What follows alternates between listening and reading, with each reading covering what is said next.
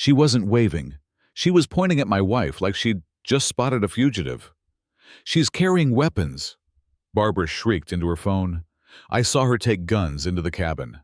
Her voice was high, triumphant, loud enough to draw a crowd. And yeah, the neighborhood came running. See, that's the thing about power. Some folks don't have it, so they fake it. They hide behind titles and clipboards. Call themselves president of a homeowners association. Like that gives them a badge. Barbara Mitchell, she took it further. She thought that title gave her the right to decide who belonged here and who didn't. It all started with roses. Just roses. My wife, Leah, planted them along the front fence of our little A-frame cabin on the edge of Ridgewood Pines. She talked to them every morning before work. Climbers. Deep red. By June, they had grown 6 inches taller than the HOA guidelines allowed. 6 inches. That's it. You'd think we'd dumped toxic waste by the way Barbara reacted. First came the fine, $500. Then came the threats, written in thick red ink like we were criminals. Compliance is not optional. She'd scrawled at the bottom of the notice. Not please, not thanks, not even a neighborly warning.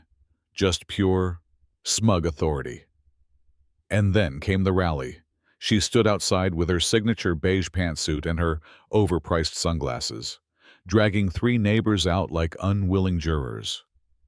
"It's not just about flowers," she said. "It's about property values.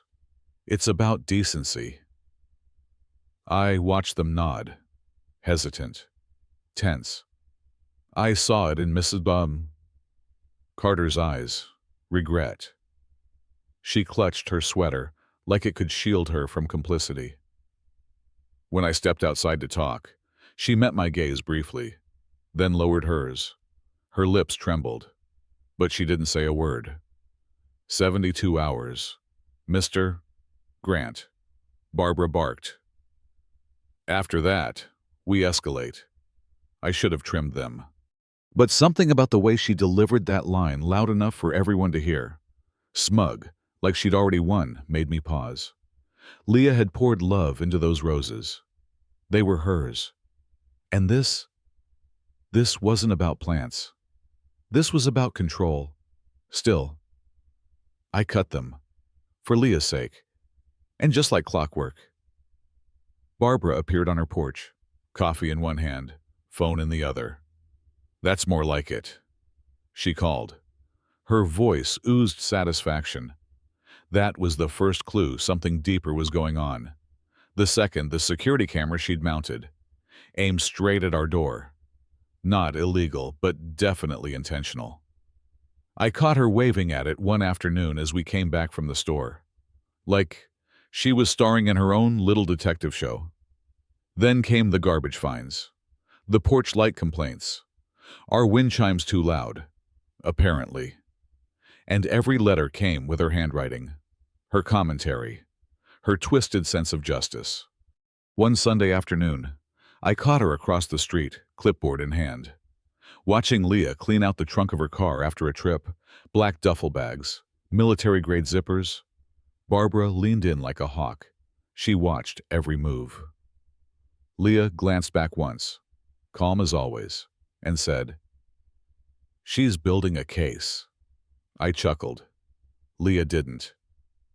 "What do you actually do?" I asked her that night. "Security consulting," she replied. Like always.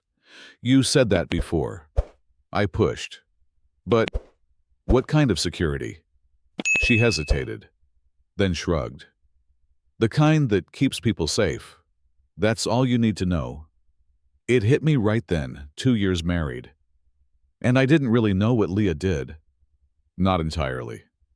I knew she disappeared for weeks. Came back looking tired but sharp. I knew she packed gear like someone trained to handle danger. I'd seen classified forms on her desk once. She slid them into a locked drawer before I could ask. I stopped asking, but Barbara didn't stop watching. Tuesday morning, I found her in our yard measuring the grass with a ruler. No joke. When I confronted her, she said, "Actually, The first 6 feet of your lawn fall under communal visual compliance. It's in the covenant. She tapped her clipboard like a sheriff.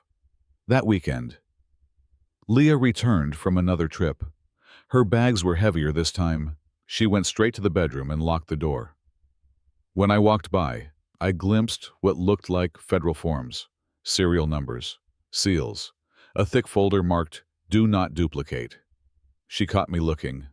"Don't worry about it," she said. "Just if anyone asks, I work in consulting." Sunday morning came. Barbara was out early, camped in a lawn chair across the street, binoculars in her lap.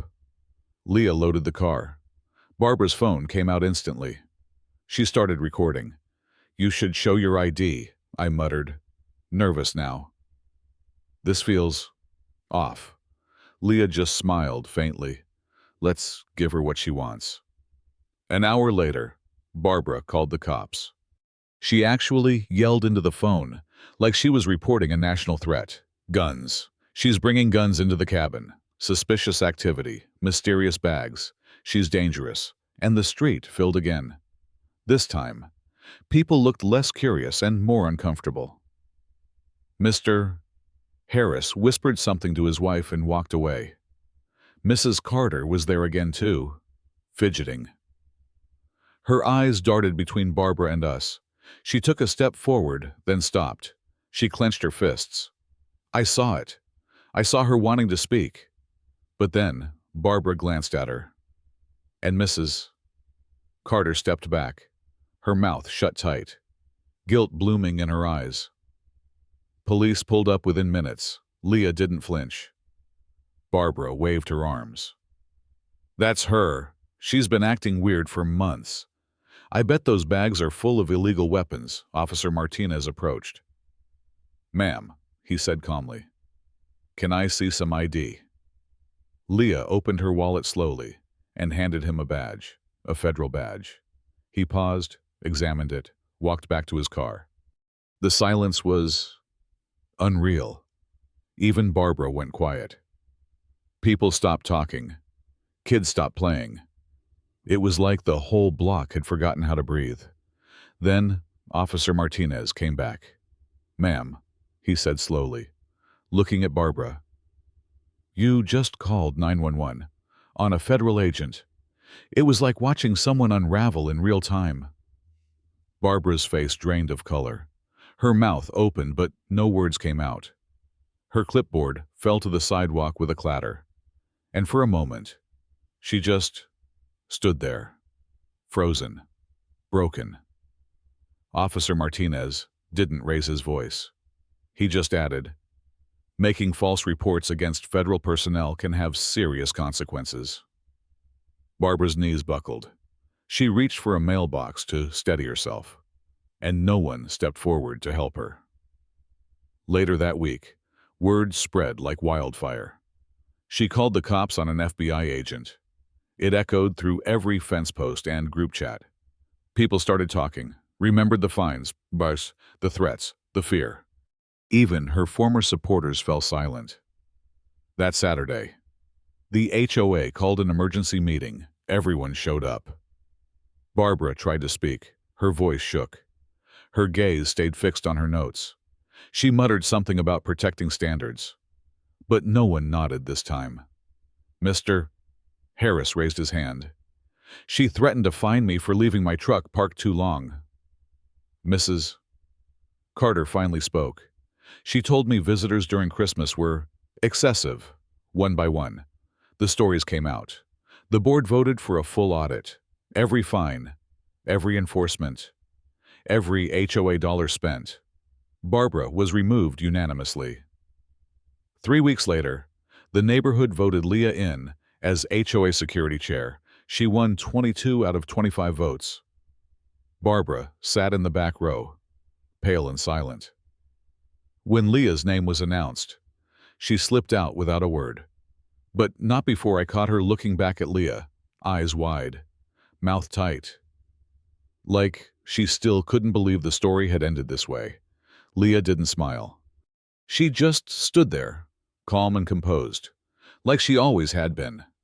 She restructured the HOA, Brought in fair hearings, set up open forums, created space for neighbors to be neighbors again, not targets. The roses. They grew back. One morning, Leah stepped outside with her watering can. Barbara happened to be walking past. Their eyes met across the garden that started it all. "Beautiful morning, isn't it?" Leah said, her voice light. Barbara nodded slowly. "Yes, it is." And then she kept walking. "You think justice was served? Or was it too soft for everything she did? What do you think? Who was right and who crossed the line? Drop your thoughts in the comments below. And don't forget to like, subscribe, and share this story if you believe in justice.